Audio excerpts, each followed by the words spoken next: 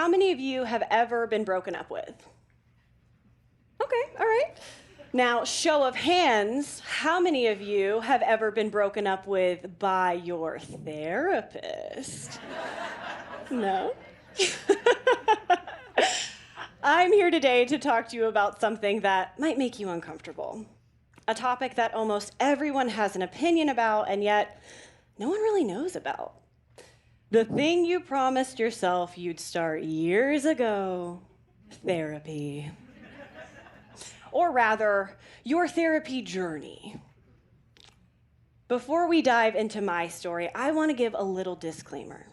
I am not a therapist. I am a comedian, which is also a leading cause as to why I'm in therapy.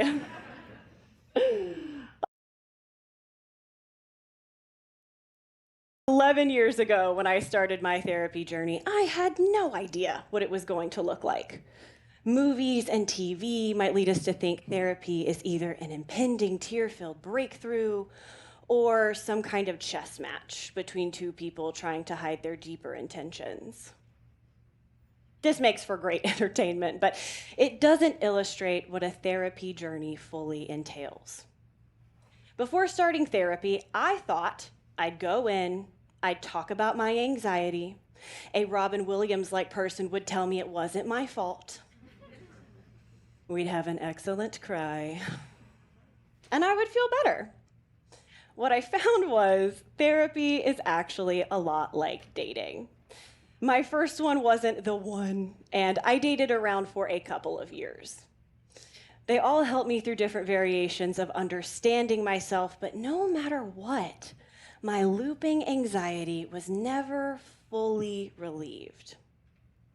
After a brief hiatus, because therapy ain't cheap, I sought out my fifth therapist to see if I could get to the bottom of what was going on.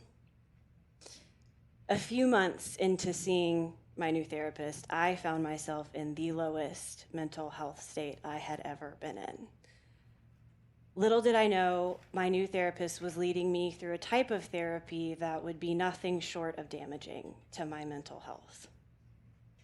Despite upping my sessions each week, I was regressing to the point of being unrecognizable to myself. One evening, my looping anxiety had gotten so bad that I was thrown into a panic attack. For the first time ever, I decided to use the call whenever perk of therapy. The conversation that transpired is one that I will never forget. My therapist said, "Do you and your partner have a plan for this evening? Just in case." "What do you mean?" I said. She continued, "Well, sometimes people reach the end of their rope. It can happen. And I want to make sure that you have a plan in place for this evening just in case you try to kill yourself. And I think you should look into other therapy options."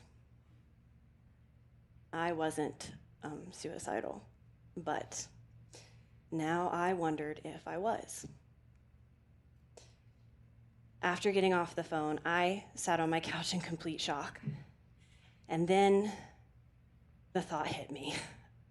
Kenzie, you are so anxious. You just got broken up with by the one person you were paying to listen to you. You are such a mess. She doesn't even want your money anymore. I thought my therapy journey was pretty much over. Anxiety was my new identity, and rock bottom was my new home. After months of living like this, I decided to throw caution to the wind and seek out another new therapist because my mentality was, well, I can't feel any worse. So I might as well see just how incurable my anxiety is. I once again walked into a new therapist's office, sat down on the couch across from her, fully expecting to be told this was the worst she had ever seen.